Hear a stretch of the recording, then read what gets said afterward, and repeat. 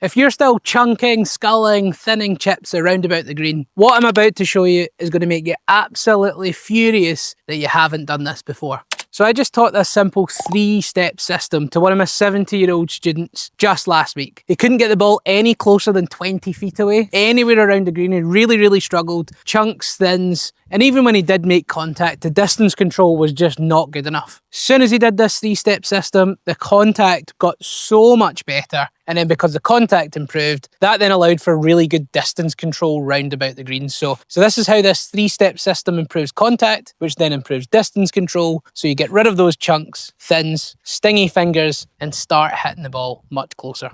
So here's what's probably happening to you right now. You get your wedge out and in one shot you chunk it 5 yards in front of you and barely make the green. Then the next wedge shot, you step up to the ball, it's feeling quite good, and then all of a sudden you blade that all the way through the back, and then now again you're in big trouble, and it takes you 3 shots, 4 shots, 5 shots to get the ball in the hole, and all of a sudden you've just had that blow up hole and high number on the card. Then all of a sudden you just start to question everything that you're currently doing. You think you need a completely new technique, you think you need lots of lessons, but in reality what you need is you need a system. You need a simple system, a simple routine that you can take out on the golf course and guarantee good low point, good strikes, and then get good distance control. So this video is going to show you the exact 3-step system that you're going to have to do after watching thousands of pro golfers giving thousands of lessons. This 3-step system is so easy no matter what level you play at. So rule number 1 is the Y-shape rule. What we set up with is a Y shape down our arms and down the shaft of the golf club. Poor chippers tend to lose this Y really quickly. They get really wristy in the backswing, which again, it's a short chip. We're just popping it onto the green. We don't need crazy amounts of wrist hinge.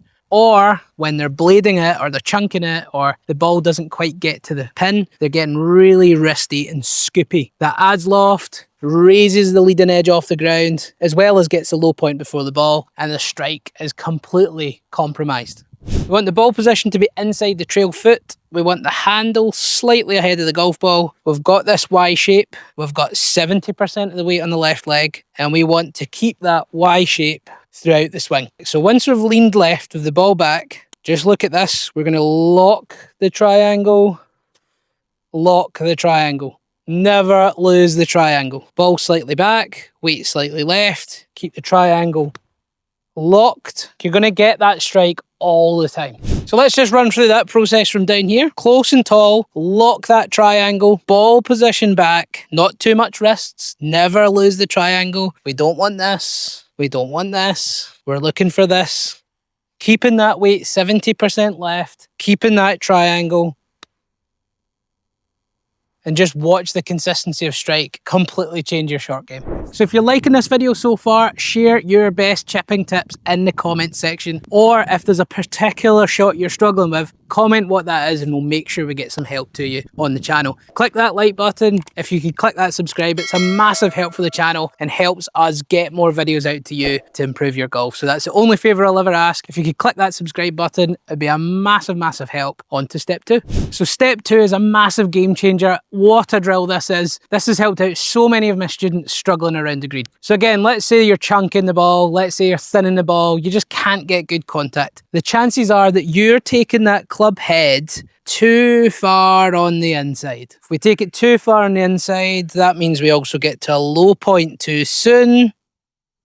And by nature, you're going to get fats. You're going to thin the ball. You're not going to strike the ball well, and you're not going to spin it. There's going to be too much material between ball and club, no spin, no good strikes, and no distance control. So we want that club head to stay in front of the hands for longer, particularly with chipping. The best golfers round the greens keep the club head in front of the hands for a really long time. So what I want you to do is grab your wedge, so maybe like your sand wedge or your gap wedge, place it under your right foot, and you're just going to have it somewhere around the middle. The club's just sticking just in front of the toes of your right foot. And essentially, if you were to bring the club way on the inside, you're going to strike that golf club. If you keep the club head in front of the hands, club head's in front of the golf club. Really simple. What's great about this is you can go and practice this and even try this right now. You don't even need a golf ball. Try this right now and work on keeping the club head more in front of your hands and less behind your hands, and watch this strike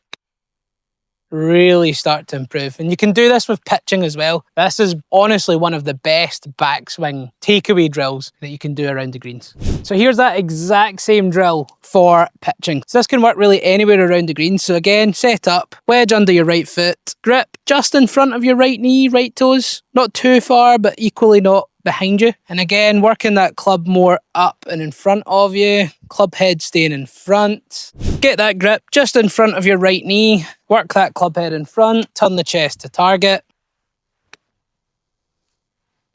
And step number 3, just trust the pendulum action. So once you've put the ball back in the stance, once you've added the shaft lean forward, once you've got the weight on the left, you've done all the things that you need to do to collect the ball in a downward angle. Remember, we've got lots and lots of loft here. You do not need to scoop that ball up in the air. Lots of loft. You're talking 50 plus degrees. So you strike down, you catch that ball first. You've got a lofted club that makes it launch, that makes it spin. And that's where you just need to trust this pendulum action, keeping the triangle. Don't try and scoop it or lift it. That's just going to compromise the strike straight away. So just trust that pendulum action, lock the triangle, keep the club head in front with that locked triangle. And it's more of a chest motion. You're turning it back with the chest, through with the chest.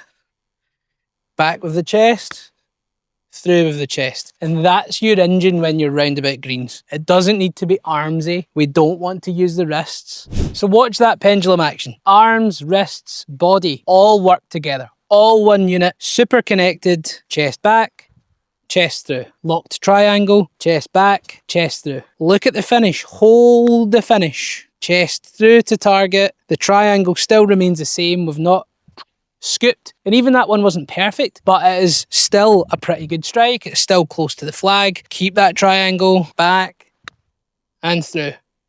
And as I said, last week I gave this to one of my 17-year-old students. Absolute game changer for his golf. Short game's improved, and hopefully the exact same thing happens to you.